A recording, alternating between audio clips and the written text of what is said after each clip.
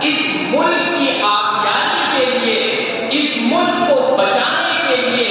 اس ملک کے تحفظ کو قائم کرنے کے لیے، اس ملک میں ایک ڈیموکریسی کو نافذ کرنے کے لیے،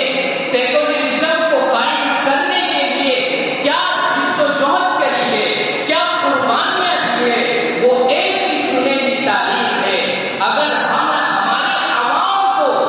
ہمارے عوام نہیں، ہمارے عوام سے مخاطب اگر ہمارے برادران وطن کو بھی وہ تاریخ معلوم ہو جائے تو وہ بھی حش حش کرنے سے پیچھے نہیں ہٹیں گے۔ لیکن بس یہ کہا جاتا ہے، میں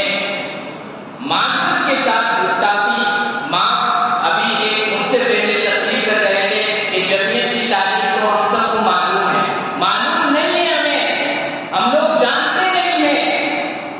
آپ اس وقت کی تاریخ کو اٹھا کر دیکھیے جب وہ جذباتی نعرہ لگایا گیا تھا، اس وقت کس کی پگڑیاں اٹھائی گئی تھی، اس وقت اس جذباتی نعرے کی مخالفت کس نے کری تھی، اس وقت اس قاتلانہ حملے کس پر ہوئے تھے، اس وقت کس کی پگڑیوں کو پیروں تلے رودا گیا تھا، وہ کون تھا؟ شیخ الاسلام حسین احمد مدنی رحمۃ اللہ علیہ کی پگڑی کو امرتسر کے اسٹیشن پر پیروں تلے رودا گیا تھا اور ٹرین کے اندر ان پر قاتلانہ حملے کیے گئے تھے۔ وجہ کیا تھی؟ وجہ یہ تھی کہ شیخ الاسلام حسین احمد مدنی رحمۃ اللہ علیہ نے اس جذباتی نعرے کی مخالفت کری